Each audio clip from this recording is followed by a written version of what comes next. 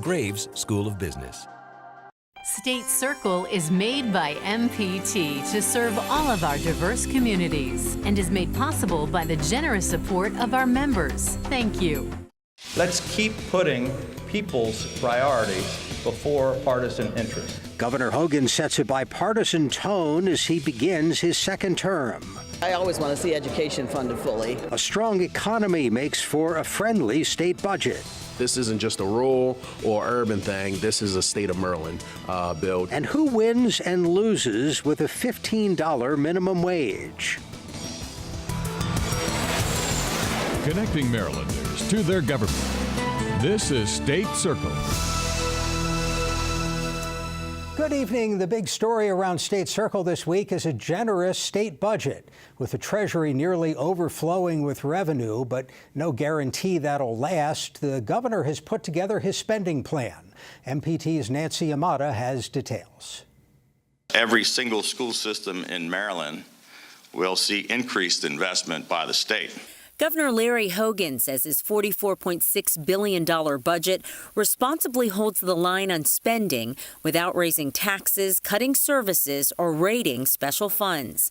The proposed 2020 general fund operating budget totals $19.6 billion. $6.9 billion will go to fully fund K-12 education beyond the mandated spending formulas. Of course, I always want to see education funded fully, and he's been a pretty good supporter of that, so I have to give him credit. School construction money is also going to be huge for every school district. Under the governor's plan, a record $438 million will be allocated for school construction, and the University of Maryland will receive a 4% increase over last year in state funds. Undergrad tuition growth at all state schools will be capped at 2%. Besides providing health coverage for 1.4 million Marylanders through Medicaid, the budget also dedicates 20% more than last year to combat the heroin and opioid crisis. The opioid addiction issue is very much in the forefront of all of us here in the legislature, and we also look forward to his assistance in public safety, particularly in Baltimore City. State employees should take note. The proposed budget calls for a 3% raise.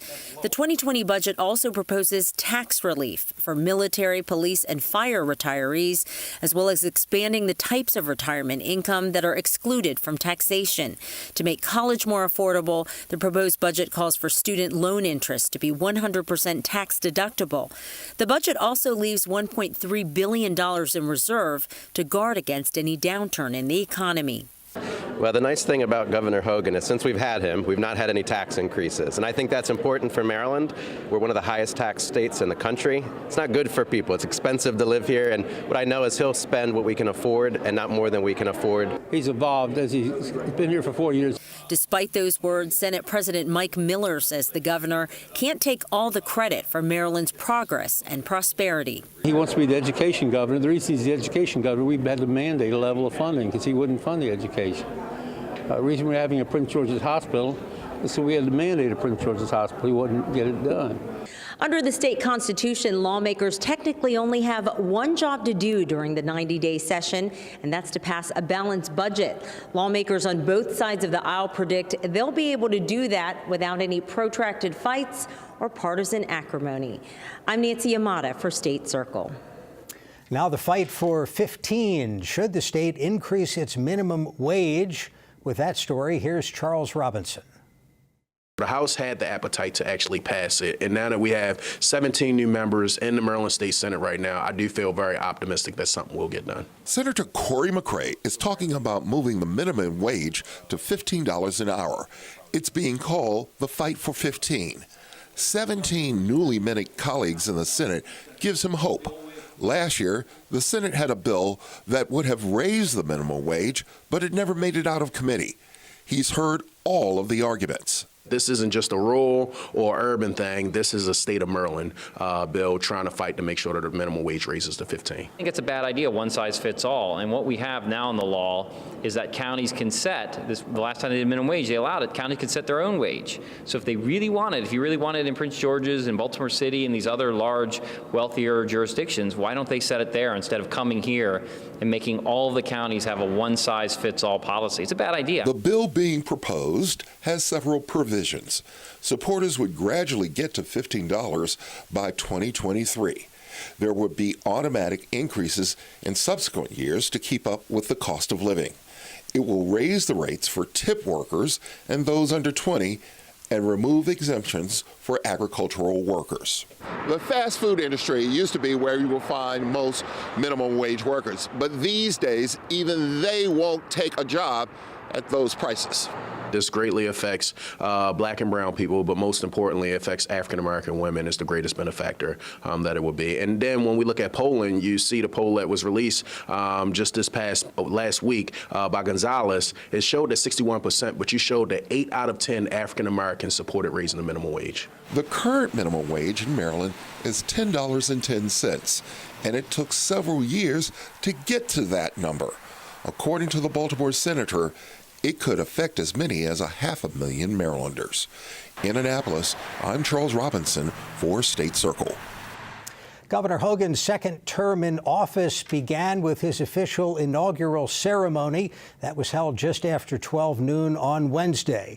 Mr. Hogan is just the second Republican in state history to be re-elected as governor of this very blue state. He was surrounded by his family as he recited the oath before the state's chief judge. According to the Constitution. And laws of this state. And laws of this state. And that I will not. And that I will not. Directly or indirectly. Directly or indirectly. Receive the profits. Receive the profits. Or any part of the profits. Or any part of the profits. Of any other office. Of any other office. During the term of my acting as governor. During the term of my acting as governor. Congratulations, Governor.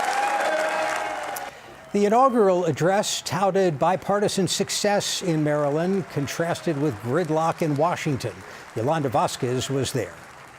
I come from the get to work and get things done school of politics, and I'll work with anyone who wants to do the people's business. Embracing his can-do attitude, Governor Larry Hogan addresses a crowd of loyal supporters while making an appeal to lawmakers. Today, I ask my partners in the legislature to join in reaffirming our pledge to continue on this bold new path. Rather than engaging in mere rhetoric, let's continue to deliver real results for the people who sent us here. People like Becky Wall, who is a registered Democrat. Governor Hogan is just the greatest. What made you decide to come to the inauguration today? Because this is my governor. I voted for him twice. Did you really? Yes, I did. And why did you end up voting for him for second term? Because I thought he did a good job, as far as Baltimore, and I think he could do more for Baltimore City. And, I just wanted to give him a chance. I've never been to a ceremony like this before, ever, so I had no expectations, and if I did, it far exceeded. Kayla Davis was impressed by the governor and his speech. The way he carries himself and speaks is wonderful, and then his words made it even better. Everyone we spoke to praised the governor for setting a bipartisan tone amongst Maryland legislators. They say it's a far cry from what's happening in Washington, D.C. right now. And that willingness to reach across the aisle is one of the main reasons attendees chose to re-elect the popular governor for a second term. I've just really appreciated how he truly has worked with both sides of the aisle, and I think it's been a model for the rest of us who are in the administration. We're able to do that as well, and I think Maryland is much better for it. I thought his approach to bipartisanship and his call for kind of the federal government to follow that, I think that's excellent. I think a lot of people were surprised to hear him be so vocal about that, but he kind of has been over the last few years, right? He has, yes, he has. He's been an exemplary governor. And we're really enthusiastic about all what he's going to do in the next 4 years. Lily Castillo-Harris made it a point to bring her 9-year-old daughter, Rachel, to the inauguration. She really understands the process and she loves it. Yeah. So Mom says you're like all in for Hogan. Yep. all in. Senator Clarence Lamb says the governor is off to a good start, but admits there's a lot of work ahead of him. There's so many different diverse parts of the state, from western Maryland to the eastern shore to central Maryland, that we have to balance all of those interests in the legislature, and he does too in the governor's office, and we're hoping to be able to continue to do that for the next 4 years. In Annapolis, I'm Yolanda Vasquez for State Circle. Many read the governor's speech as a flirtation with running for president in a challenge to fellow Republican Donald Trump. And Governor Hogan is planning a trip to Iowa, which of course kicks off the nominating process. That trip is, however, connected to his role in the National Governors Association, which chose the location. Here's how the governor responded when he was asked point blank about whether he will run for president. I just got sworn in 24 hours ago, I think. So I'm going to focus on that for right now and have no further interest at this point in time. I'm not ready to make any announcements today. Let's put it that way. Are you going to serve out? Mr. Hogan said he intends to fulfill his 4-year term, but added you never know what might happen.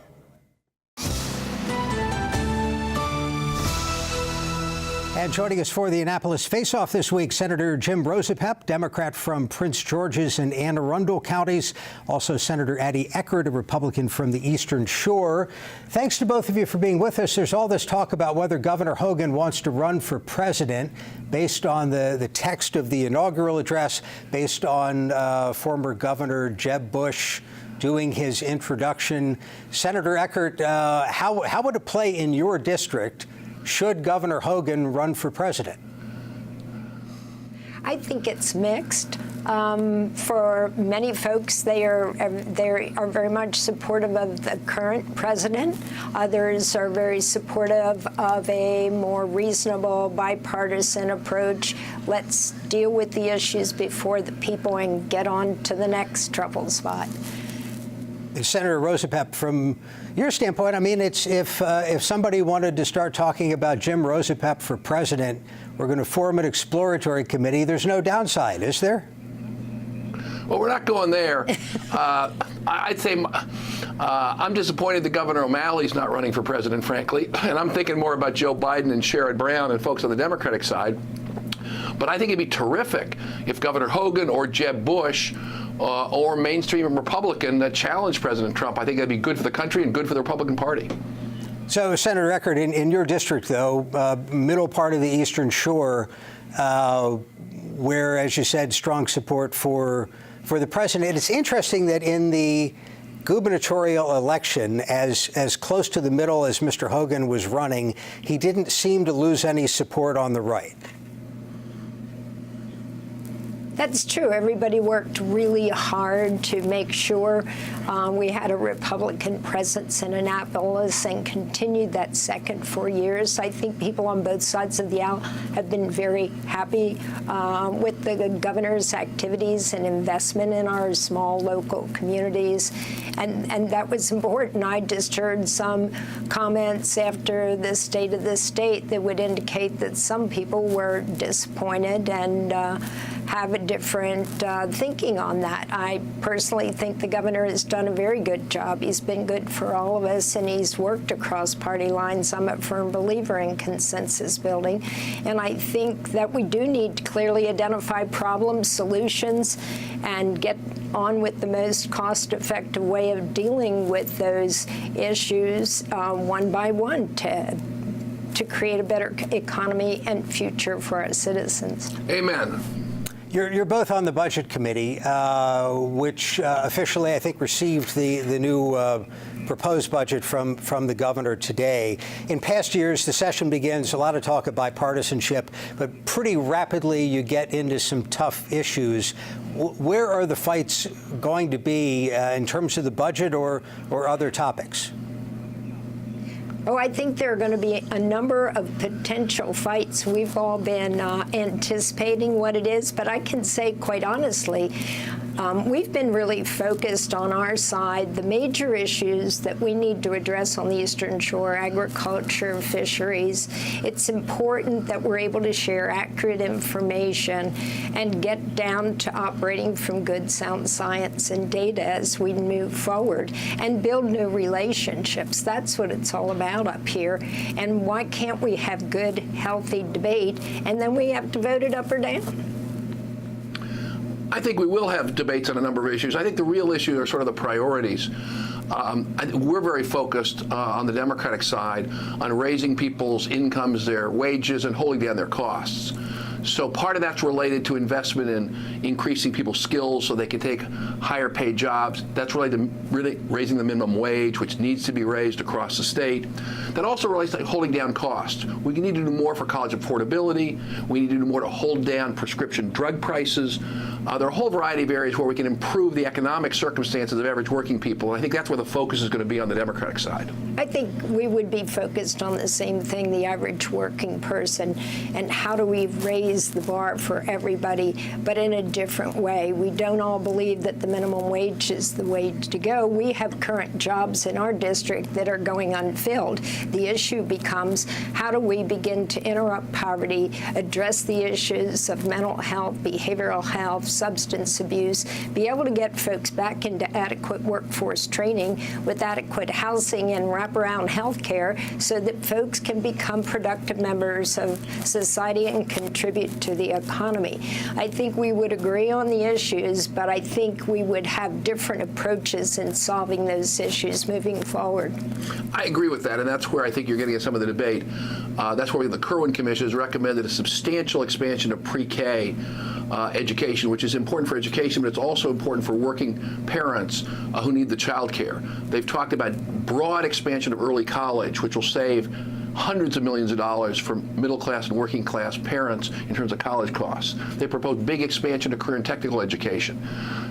But it costs money. So if you're going to get a return on your investment, you have to make the investment. I think that's part of where the debate's probably going to go. Right, and we started, excuse me? Well, I was going to... started this... Go ahead. We started last year, and I think we did work across party lines with the Earned Income Tax Credit, with adequate funding or a little more funding for child care tax credit, for some incentives to offset the high cost of college education. All of those I would agree with are very important, and we do need to work together to solve those. Education, early kindergarten, preschool, for many jurisdictions, that's almost essential anymore because we have such fractured families that the education system has to be responsible for helping mold and shape behavior before we can ever have kids learn. Amen. We'll leave it on amen. Senator Rosebep, Senator Eckert, thanks very much for your time. Thank you. Thank you. And we're back with the Political Roundtable right after this. Are you turning 70 and a half this year? If so, you generally have to start spending down your retirement account. Even the minimum distribution can place you in a sticky situation. Luckily, you can now use your IRA to make tax-free gifts. Gifts up to $100,000 will never count as income, but always make a difference. That's icing on the cake. Make your gift for this year before December 31st. Visit mpt.org/support. This is a box that showed you a world beyond your own. It was just a box, but the world has changed, and so have we. And now the box can be almost any size or shape. And you decide what you want to explore. Anytime, any place. Break out of the box with PBS. It's a beautiful day in this neighborhood. We are the curious. Wow. The adventurous. Oh, Those venturing out for the first time. And those who've never lost our sense of wonder. whoa. You sing this? We are the hungry. The strong. I must be the greatest. The joyful. A happy little cloud. We believe there is always more we can uncover. more we can explore. We believed in the capacity for goodness and the potential for greatness. The torch has been passed to a new generation of Americans. PBS. PBS.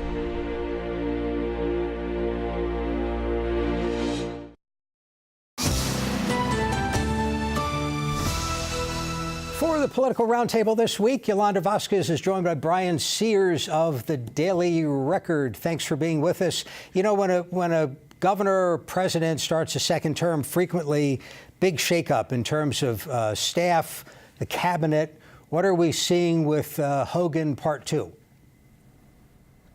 Hogan Part 2. Well, of course, we've heard some nominations for his second term for his cabinet already. We've got Jean Hattaway Riccio, and obviously Kelly Schultz has been elevated during his second term. And, you know, let's talk a little bit more about it. I'm happy to see two women being elevated during his second term in the cabinet. But, you know, Schultz has been very instrumental at growing the state's apprenticeship program. And that's very important to Governor Larry Hogan because he wants to make sure that there is a ready and able workforce.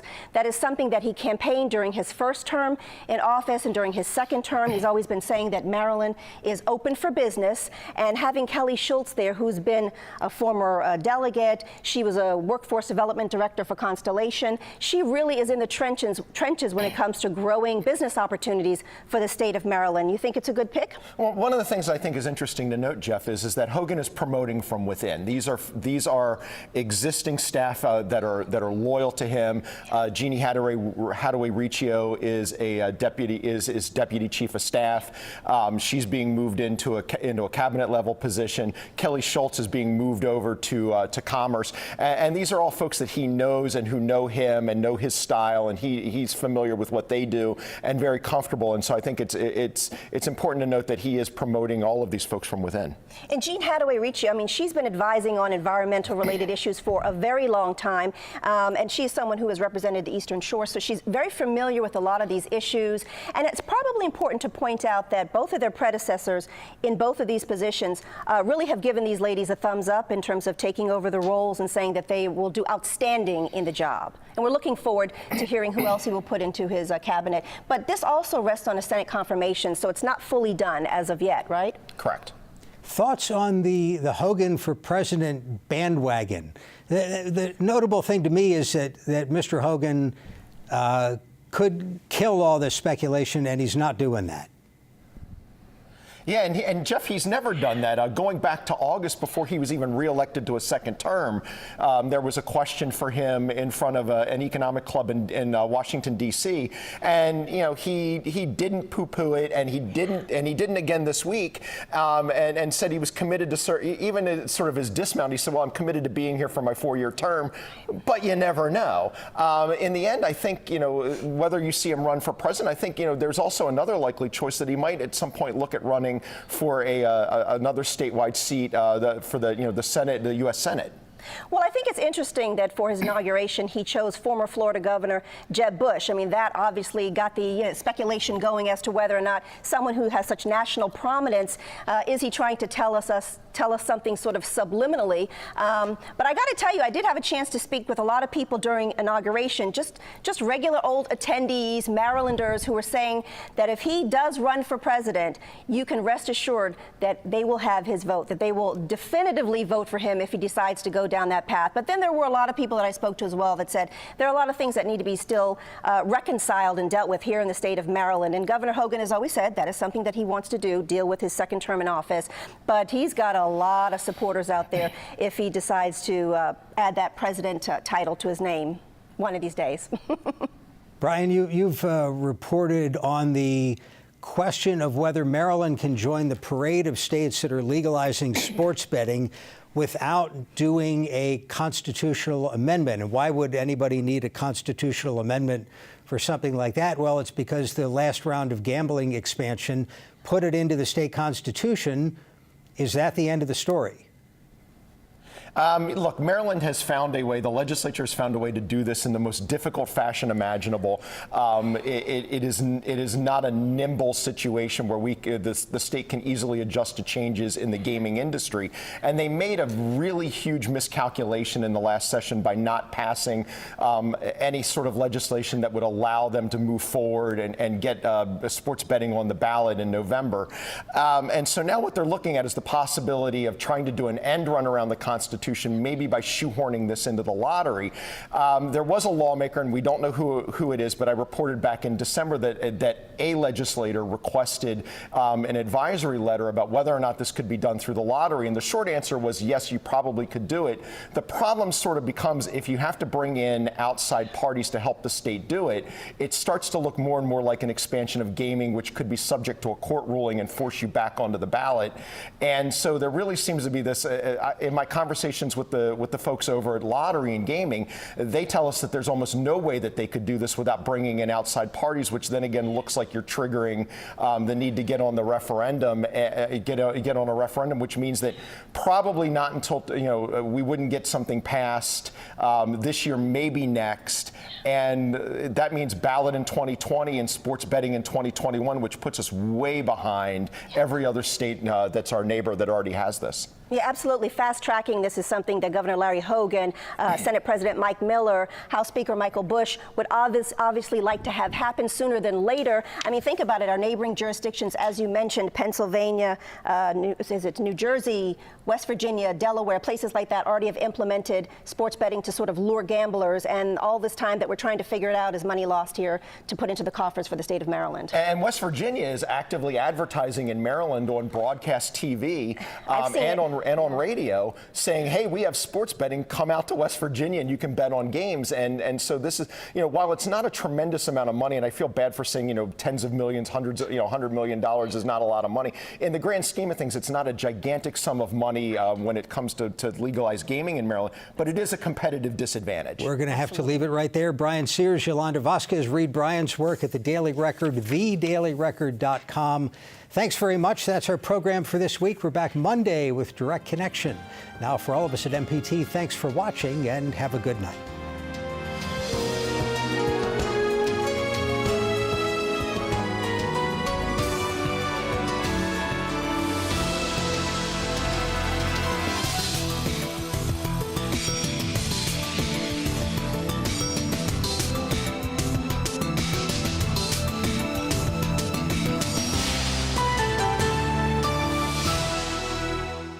This program was made by MPT to serve all of our diverse communities.